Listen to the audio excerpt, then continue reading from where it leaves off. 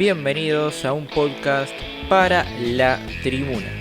En este espacio, mi compañero Franco Faúndez y quien les habla, Nicolás Fonseca, plantearemos una pregunta por episodio relacionada a la esencia del fútbol como deporte, a la cual intentaremos dar respuesta de forma exhaustiva y detallada a través del análisis y el debate. Sean bienvenidos a un nuevo episodio de Para la Tribuna.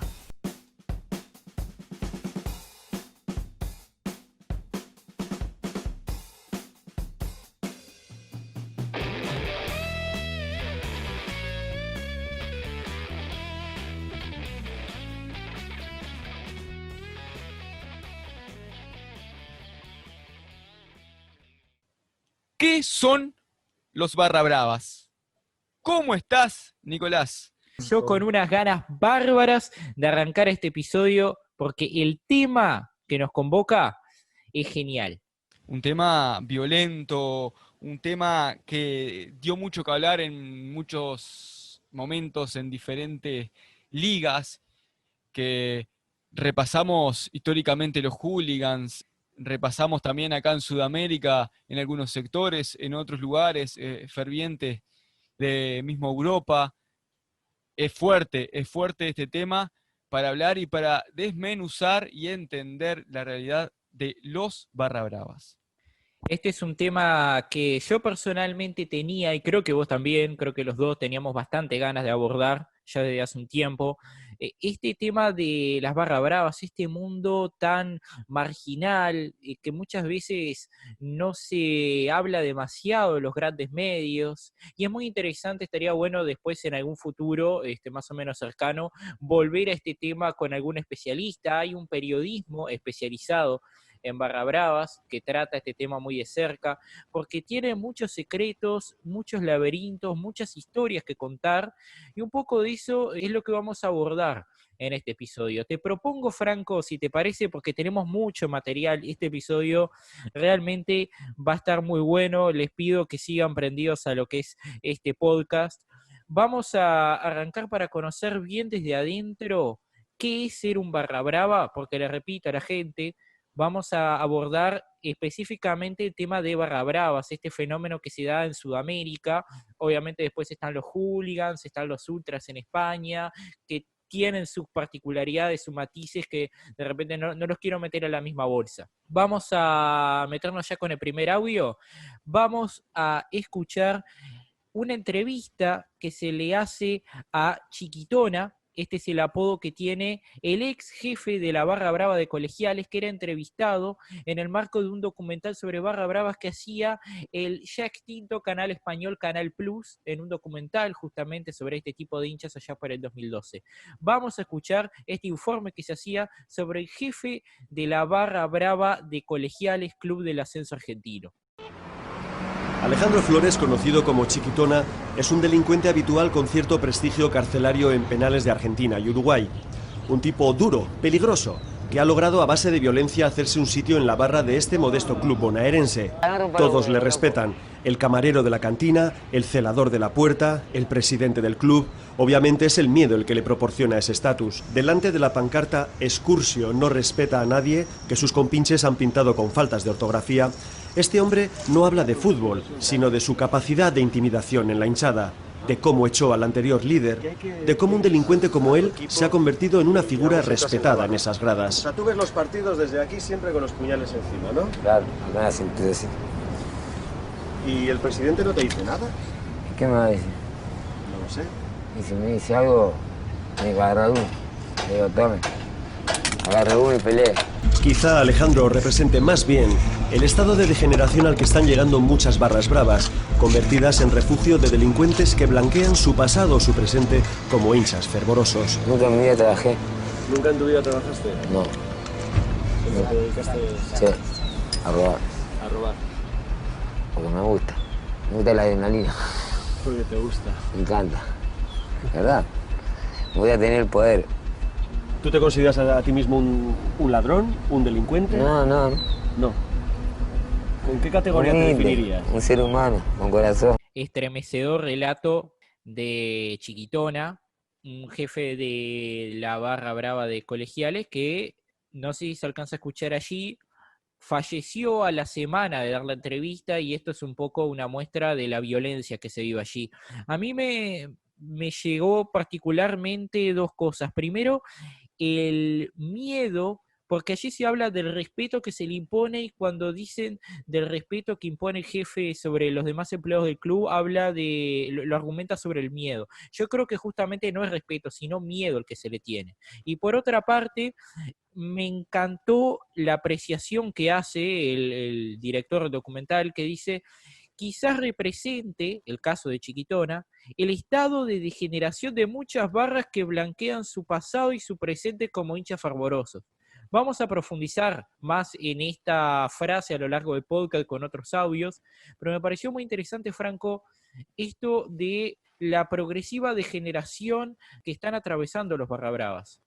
Sí, exactamente, y que clubes como Colegiales y clubes chicos como Atlanta, como también se va a visibilizar más adelante, son clubes que se diría relativamente no tienen tanta cantidad de personas, seguidores, socios o ingresos económicos como para solventar, como vamos a ver más adelante, o tener o que puedan existir barra bravas. Y sí los hay, y son las mismas realidades que en los clubes grandes también. Se puede trasladar muy bien.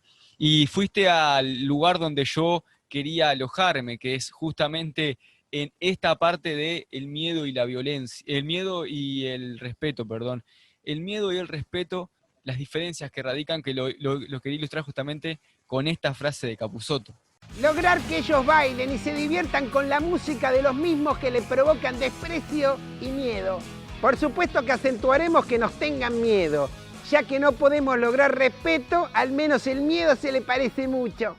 Esa frase de Capusotto que claramente diciendo las diferencias que existen, pero que se le parece en el sentido de la reacción del otro, porque la reacción del otro entre miedo y entre respeto, hay similitudes en cuanto a un tratamiento por parte del otro hacia ti, pero diferentes sentimientos son, y diferentes maneras de poder llegar a ellos como medios. Es una muestra de medio fácil, el medio fácil que también está cuando habla de el robo, y que es como vive, dice, pero yo no le robo, el robo pero con ese código que tiene códigos barra bravas, pero también tienen códigos sociales, y esto podemos trasladarlo a la sociedad en general. Los códigos que se tienen en ciertos sectores, a diferencia de otros, se rompen ciertos códigos que se tienen en el resto de la sociedad y que se ve así, pero tienen otros códigos que el resto de la sociedad capaz que no los tiene, o como parte de su ideología o manera de ver con eso del, bueno, ¿y te crees Robin Hood, como le dice en un momento el periodista? Yo voy a mencionar dos aspectos de la barra brava que los relaciono con este audio que acabamos de escuchar de Chiquitona y además los relaciono también con la experiencia propia personal. Yo en el episodio anterior, que les recomiendo escuchar, el episodio número 10 sobre el lenguaje futbolero, cuando hablábamos de la parte del barra brava, de la hinchada, mencionaba, bueno, que fui varias veces a la Popular. Y en la Popular uno no solamente ve el partido, que es a lo que uno va a ver, sino que ve un montón de otras cosas que de repente uno no sabía que estaban ahí, pero están y lamentablemente son parte del fútbol. La primera ya la comenté en el episodio anterior, y es el hecho de que muchas veces no se canta de lo que está pasando en el partido, no se canta en apoyo a los jugadores, a veces ni siquiera se canta cuando se quiere denigrar, ni siquiera se denigra al rival que está enfrente, sino que muchas veces se denigra al clásico rival que no está jugando ese partido, no es un clásico, está jugando contra otro cuadro, nada que ver, sin embargo dedican un montón de tiempo a cantar contra eso. Bueno, como también cantan sobre la muerte de alguien o por ejemplo, el cómo te corrimos en tal lugar, en Santa Lucía, por poner un ejemplo, en el caso de Uruguay, cómo te matamos a tal persona. Por ejemplo, también me acuerdo de un clásico Boca River, año 95-96, gana en la Bombonera River 2-0, y sin embargo, luego de ese partido mueren dos hinchas de River y un hincha de Boca, en el postpartido declara empatamos 2-2 porque le matamos a dos. Bueno, toda esa cultura del barra brava que coincide un poco con la reflexión que se hace en el documental. La idea esta de que muchas veces se esconde, se blanquea con el fútbol en realidad actos delictivos y muchas cosas oscuras que tiene un cierto sector de la sociedad y que muchas veces se utiliza para señalar al Barra Brava. Otro aspecto que a mí me tocó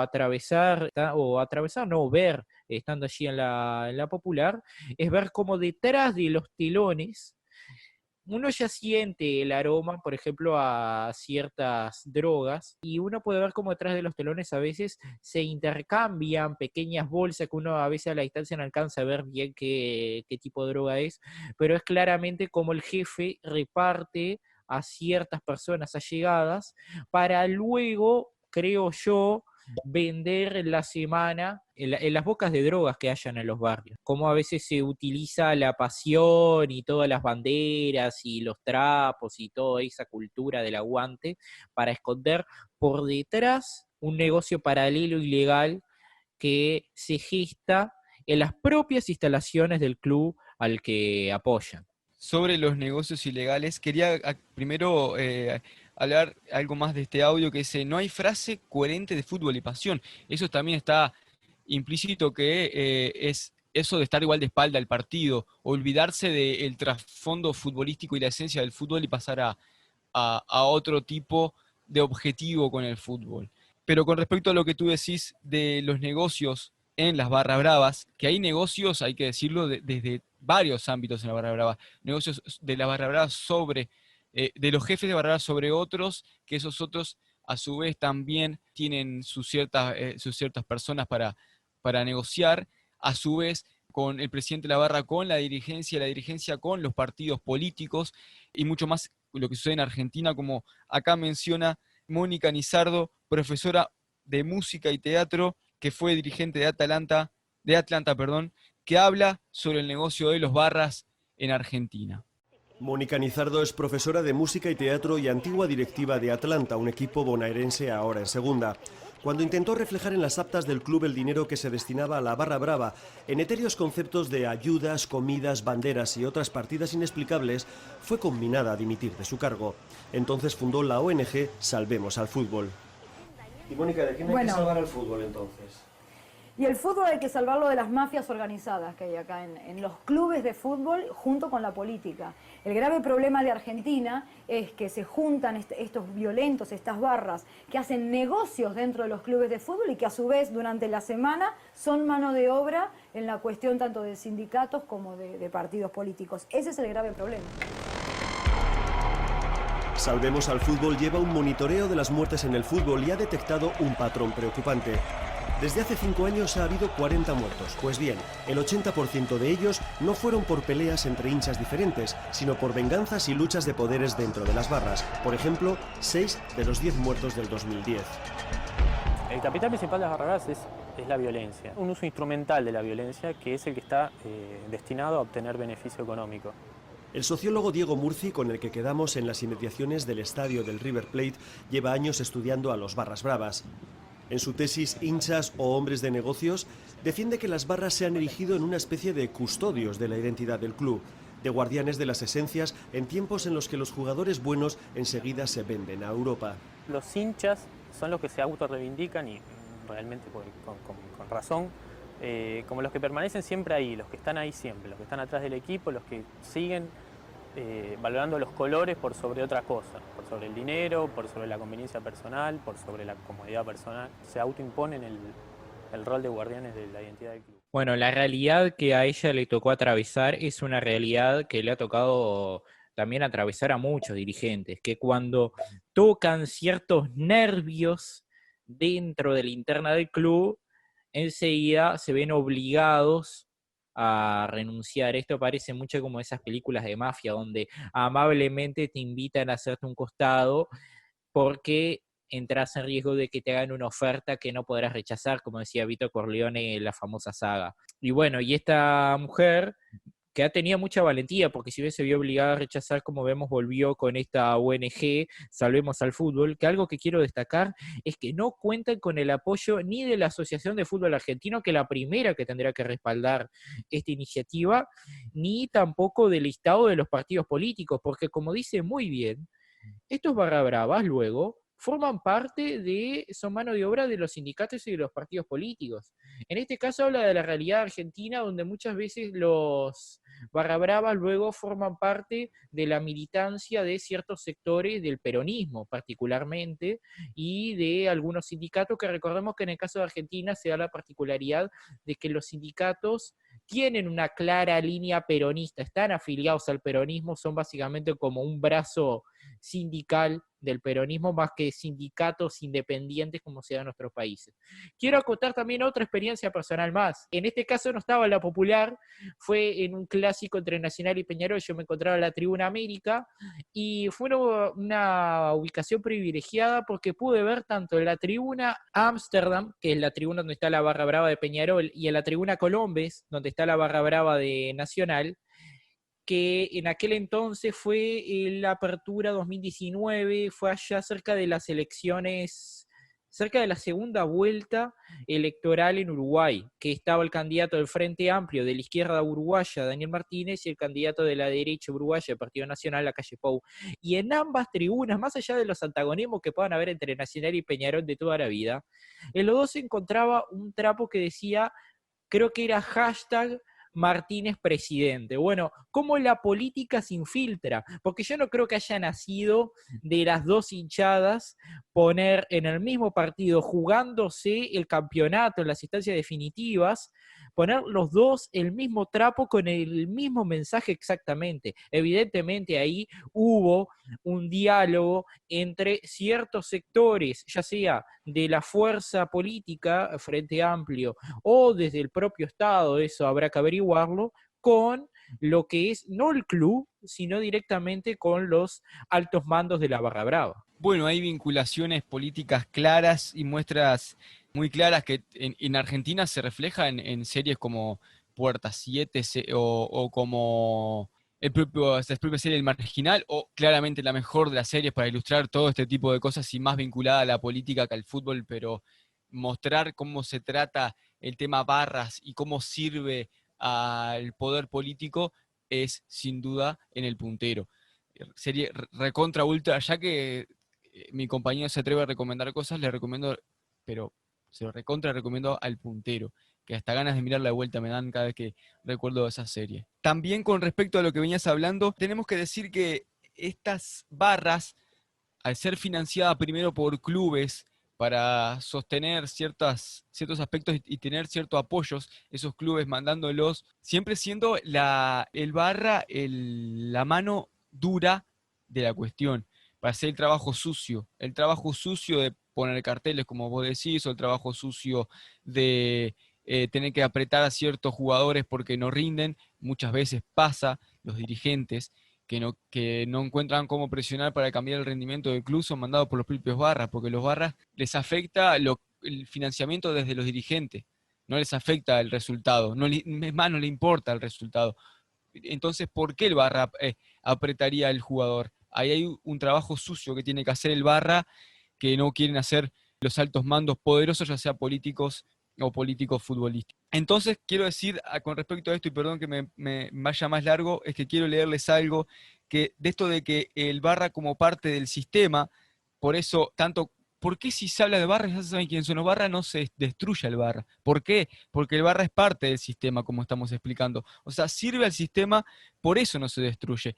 Entonces, con respecto a esto hay un análisis de la violencia, pero que involucra una terminología barra brava para explicar este funcionamiento y este negocio, y también para dinamitar la meritocracia y para soslayar que el tema de los barras y el tema del excluido social o el tema de la violencia, cómo se engendra desde el ser humano, es también con un tema de estratos sociales y un tema de una exclusión social y de un linaje que se viene acarreando por parte de las propias personas, que lo vamos a ver más adelante al linaje con los hijos y las madres.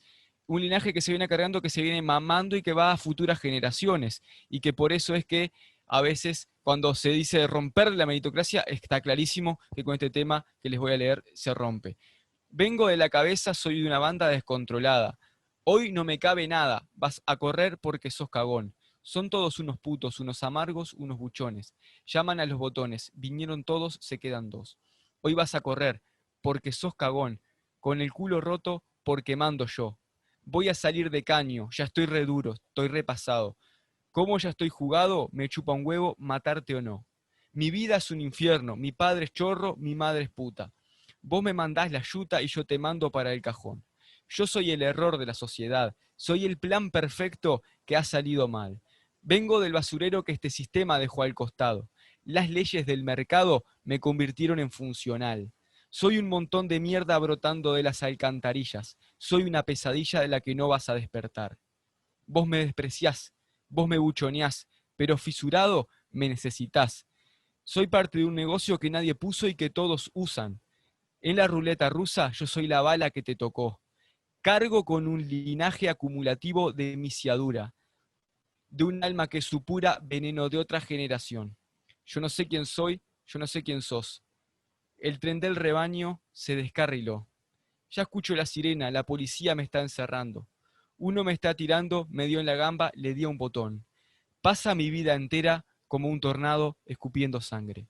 Mangas de hijo de puta me dieron justo en el corazón. Agárrate, Está Catalina, muy cumple bueno la para hacer violencia. una masterclass de ese tema, ¿no? Obviamente queremos aclararle a la gente que no ponemos el tema, sino que lo leemos por un tema de derecho de autor que nos pueden complicar la vida. Entonces, lo leemos. Yo había anotado un par de frases, si querés las podemos comentar rapidito. Yo creo que vale la pena hacerlo, Sí, sí, porque porque es una muestra clara, y creo que es la parte que más hay que mostrar de este programa. Es eso, el funcionamiento del Barra Brava, porque está muy bueno hablar cómo funciona el Barra Brava, pero también hay que decir por qué el Barra Brava, encima si ya sabemos cómo funciona, sabemos los nombres, hasta los nombres propios nos extingue. Está claro que es por estas cosas. bueno, por ejemplo, porque toca varios temas, toca la marginalidad de la que proviene el Barra Brava, porque a ver, en el Barra Brava que uno ve en la tribuna, no anda con camisa polo, no lleva la polera atada al cuello, no, generalmente no son rubios naturales de ojos celestes, y esto no quiero que suene peyorativo, es simplemente una expresión de la desigualdad social que existe justamente en este lado del mundo, del olvido al que han sido sometido una buena parte de la población, incluso es algo que viene arrastrándose de hace muchas décadas y que sigue en el presente y que seguramente seguirá replicándose en la medida en que no se solucionen las cuestiones estructurales de fondo, que eso ya compete a la política y no está bueno tampoco extendernos porque no es el objeto de este podcast. Pero cuando uno ve el porcentaje de pobreza que, por ejemplo, hoy tiene Argentina, como en este año ha crecido 5% la pobreza y ya supera con creces, por ejemplo, a la población total de Uruguay, bueno, ahí uno entiende por qué se dan estas cosas. Y de ahí que, por ejemplo, diga, mi vida es un infierno, mi padre ladrón, mi madre, bueno, trabajadora sexual. Luego, cuando habla de yo soy el error de la sociedad, soy el plan perfecto que ha salido mal. Y por otra parte dice, y está muy bueno esto, soy parte de un negocio que nadie puso y que todos usan. Justamente, como vos decías, Franco, anteriormente, si bien todos despreciamos en teoría al Barra Brava y lo criticamos y lo ponemos allá abajo, la realidad es que el sistema necesita del Barra Brava y que los dirigentes, aquellos de cuello blanco, muchas veces utilizan a los Barra Bravas como brazo ejecutor para sus negocios. Y esto lo vamos a ver en el siguiente audio cuando escuchemos a Ruggeri. Pero antes quiero cerrar, porque este audio es muy completo. No hemos hablado todavía de la palabra del sociólogo Diego Murphy, que también se escucha al final del segmento. Si te parece, Franco, le dedicamos un poquito. El sociólogo Diego Murphy dijo, y yo voy a decir lo que dice y quiero que vos expreses algo al respecto. Dice, los barras se han erigido en custodios de la identidad de un club, guardianes de la esencia en tiempos en que los jugadores emigran rápidamente a Europa. Acá está muy bueno porque hasta ahora hemos demonizado el Barra Brava, pero también hablemos de la razón de ser del Barra Brava. Sí, sí, porque cuando el Barra Brava tiene que cumplir con ciertos parámetros para ser barra de tal equipo, no solamente estamos hablando de tema de violencia y tema de poder, estamos hablando de tema de estereotipo de Barra Brava para diferentes tipos de club con la identidad, que ya tratamos el tema identitario y está buenísimo. Siempre, este programa es muy, muy morén, porque es muy interdisciplinar, muy multidimensional. Siempre relacionamos diferentes programas y este tema que estamos hablando en este momento Acá hacemos se relaciona con la periodismo. identidad. Exactamente. Acá no hay contradicción. Nosotros seguimos una continuación, una línea de los temas y hablamos de la identidad, y parte de la identidad también se juega en ese sector del club como se juega en cualquier otro. El sector oscuro también pertenece a la parte de la identitaria de un club. Bueno, y vamos a escuchar ahora justamente a Ruggeri. De hecho, yo iba a decir un comentario que me lo vengo guardando ahora antes de introducir a Ruggeri, y es que en este capítulo, en este episodio particularmente, me estoy ruggerizando bastante. ¿Por qué? Porque digo, estoy contando varias anécdotas, parezco Ruggeri cuando cuenta cosas del Mundial del 86, porque hasta ahora, al hablar del Barra Brava y de lo que se nombra en cada audio, he venido contando anécdotas varias, tal vez me queda alguna en el tintero, espero, para contar ahora después, pero por lo pronto vamos a escuchar a Ruggeri, que en 90 minutos de fútbol, el Escuchá, programa... Nico, escuchá. En este programa venimos metiendo mucho de Ruggeri, escuchá. El acento cordobés porque Ruggeri es de Corral de Bustos. Bien, vamos a escuchar a Ruggeri, que en el programa de 90 minutos de fútbol contaba una de las tantas anécdotas que tiene relacionadas a la Barra Brava. En esta ocasión, cuando él jugó en San Lorenzo de Almagro, allá por la década del 90, y bueno, se metió donde no se tenía que meter. Escuchá esta de los dirigentes. Le conseguí la comida gratis para toda la pensión. Todos los que estaban en pensión comían gratis. Desayuno, porque era obligación, desayuno, almuerzo, merienda y cena, las 4 comidas. Pochiski, que era un hincha de San Lorenzo, el dueño de los supermercados estos de los grandes, el grosso, me dijo, yo te doy toda la comida. Me agarró Sabino, casi me echa, pollo. Pobre la Parín. Le digo, pero escúchame, ¿qué pasó? Y no te metás, me dice, con la comida. Le digo, ¿pero por qué si te conseguí toda la comida gratis? 0. No, pero ese es un kiosquito que tiene un dirigente. No te me metás que me armás unos quilombos bar. Quiero aclararle a la gente que cuando menciona a Sabino, Sabino fue presidente de San Lorenzo entre 2004 y 2010 y antes ya era un dirigente importante del club. Por eso es que nombra a Sabino. Adelante vos, Franco, con lo que tengas para decir. Bueno, muestra clara lo que dice también del kiosquito. Cuando habla del kiosquito que tienen en los clubes, estamos hablando también de esos negocios que se dan y que afecta a que uno quiere, a veces, que pasado con dirigentes, no solo con técnicos como Ruggeri, que quieren colaborar, como también pasó, como decíamos, de Mónica Nizardo, la ex dirigente de Atlanta. Cuando vos querés tratar de cambiar el funcionamiento de ese sistema, o directamente no cambiar el funcionamiento, quieres tratar de ayudar con cierto aspecto, a veces no es cuestión de ayuda directa, porque necesita de un funcionamiento de trasfondo que tiene en negocios el club, entonces es imposible llegar a ellos, y por eso es que pasa lo que le pasó a Ruggeri. Sí, acá está bueno lo que cuenta Ruggeri porque muchas veces asociamos al Barra Brava y al dirigente como cosas separadas. Muchas veces los dirigentes hablan de sacar a la barra del club, que los Barra Bravas son el cáncer del club. Recuerdo a Cantero, por ejemplo, que enfrentó directamente a los Barra Bravas y tal vez fue un caso excepcional. Pero hay muchos que han hablado despectivamente de los Barra Bravas y por otro lado, en secreto, pactaban. Bueno, de hecho es una costumbre y le pasó a Cantero, que la Barra Brava de Independiente le entró a la sede como si fueran dueños, le hacían muecas a las cámaras, no les importaba nada, llegaron a la mesa, le pusieron un papel y le dijeron, mirá, para que te dejemos tranquilo nosotros queremos esto y esto y esto. Es la impunidad con la que se manejan, y muchas veces esa impunidad la manejan en complicidad con los dirigentes, que se benefician de la Barra Brava, la usan como brazo ejecutor. En este caso Ruggeri consiguió un beneficio para el plantel, para los chicos de la pensión, y la Barra Brava lo fue a apretar porque justamente había tocado un kiosquito, un negocio, un negociado de un dirigente. El dirigente mandó a la barra, no fue él de frente a encarar. Este es un tema que afecta al mundo del fútbol, esta relación tóxica que hay entre el dirigente y el barra. Quería acotar una cosita que se me quedó del anterior audio, que que me parece bueno para entender. Cómo la barra brava surge en los años 80 en Argentina, en los años 70-80, data de bastante más, de la segunda mitad del siglo XX, cuando empieza a aumentar la pobreza exponencialmente. En cambio, por ejemplo, en Uruguay es algo mucho más reciente y en otros países de repente es más reciente. Argentina fue bastante pionera en ese sentido. En Uruguay recién la barra brava ingresa a los años 90. Muchas veces se acusa al gobierno de la calle Herrera, que fue presidente entre el año 90 y 95, de haber sido el responsable de que se introdujera la barra brava.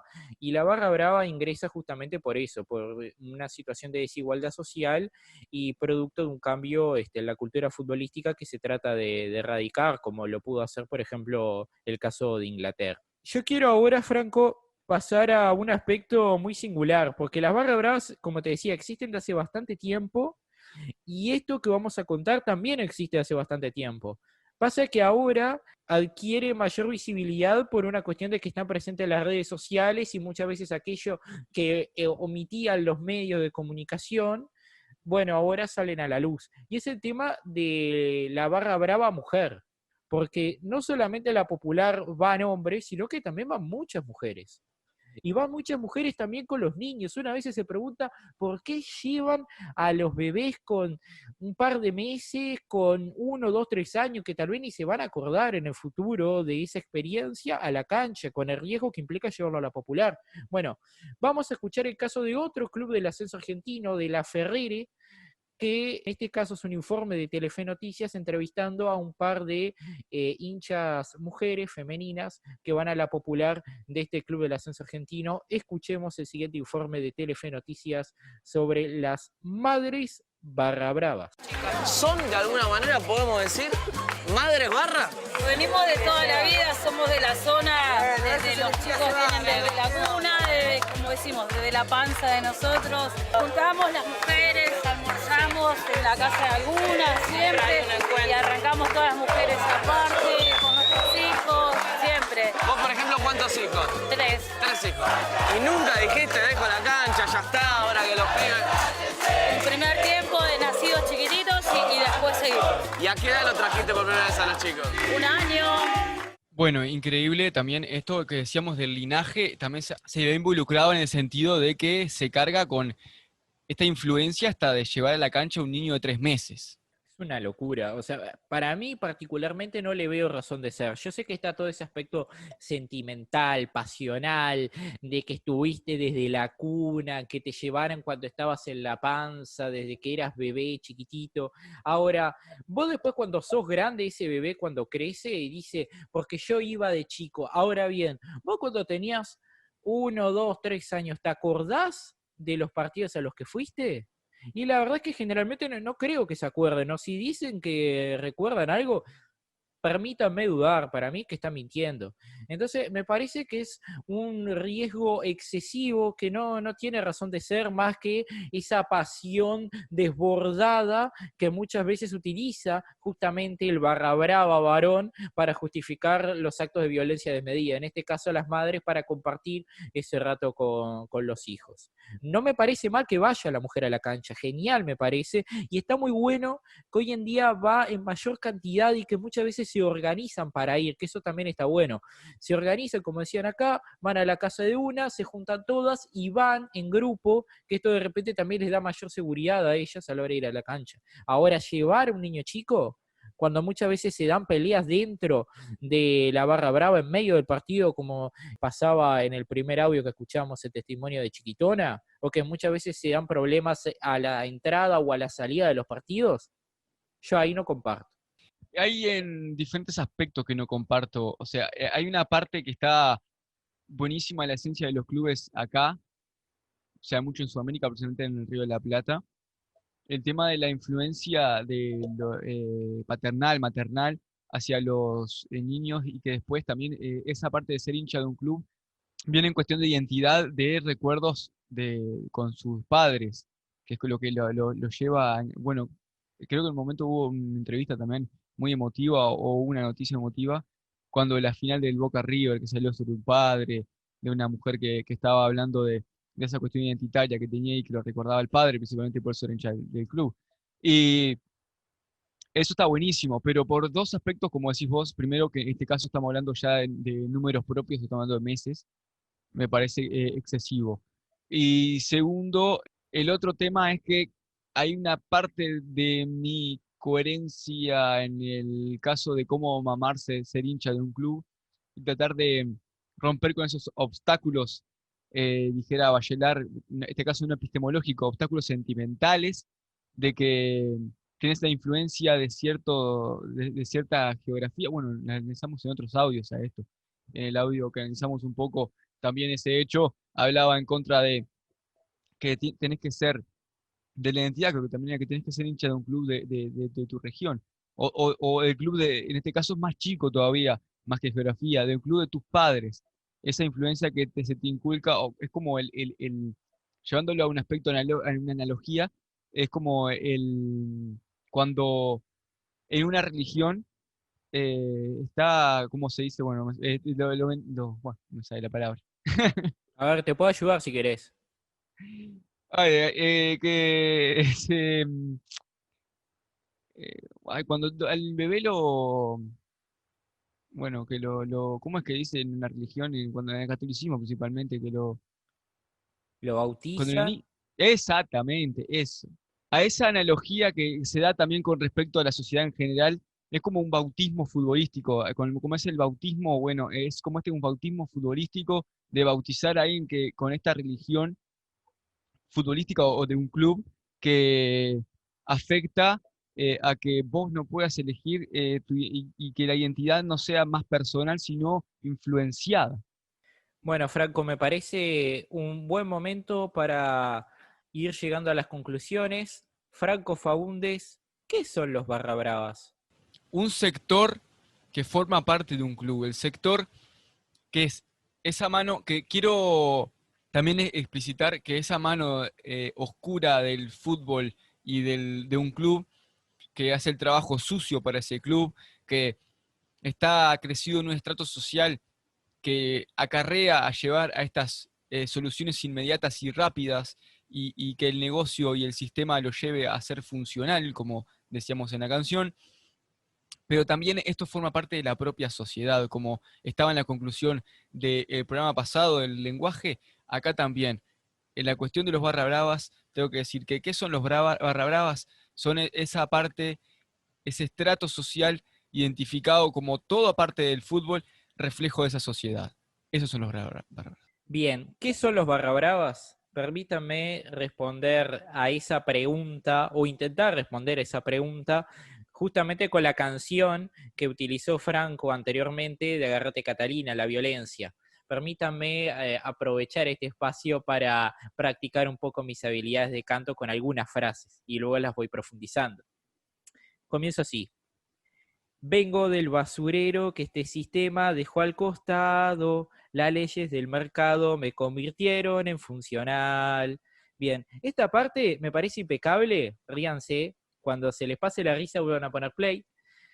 Esta parte me parece impecable porque resume en dos partecitas chiquititas el origen del barra brava. Como explicaba anteriormente, el barra brava surge en Argentina, surge en los años 60, 70, 80. Hay blogs que explican, por ejemplo, muy interesante el origen de la barra brava de Boca, y bueno, así es muy similar para el resto de las barra bravas del fútbol argentino. Surgen con un modelo basado en las leyes del mercado, y para esto habría que revisar historia argentina, pero de los años 70 para acá se aplicó mucho el modelo de la escuela de Chicago, en el cual justamente por priorizar las leyes del mercado se dejó a mucha gente afuera, mucha gente olvidada afuera del sistema, y esta marginalización social justamente tuvo en uno de sus efectos colaterales la generación de los barra bravas, que canalizaban sus angustias, sus depresiones, sus frustraciones en la cancha de fútbol en los domingos.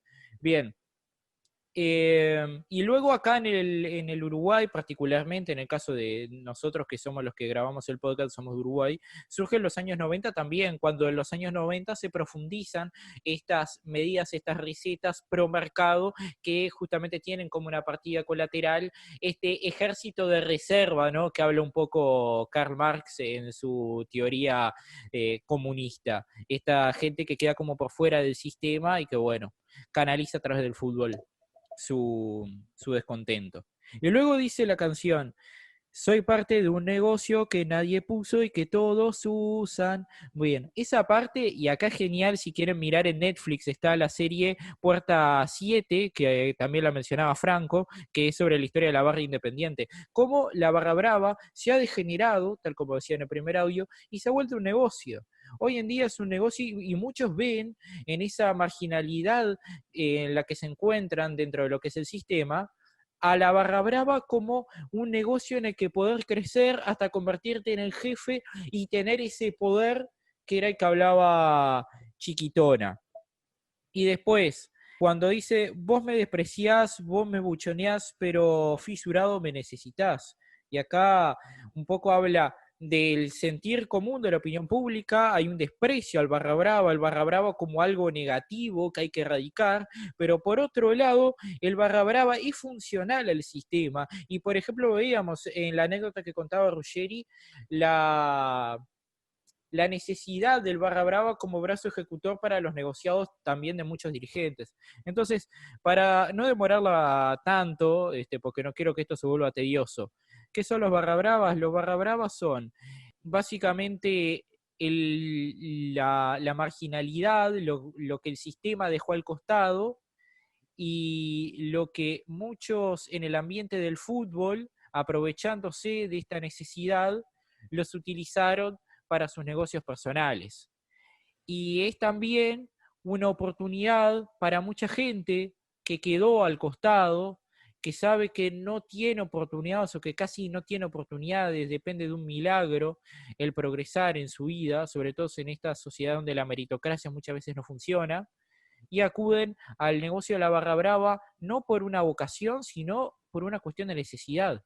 Y es eso la barra brava, la expresión pintoresca en las canciones, en el cantar, en el agite, de una realidad muy oscura, muy trágica, muy lamentable, que como sociedad nos debemos un debate mucho más profundo.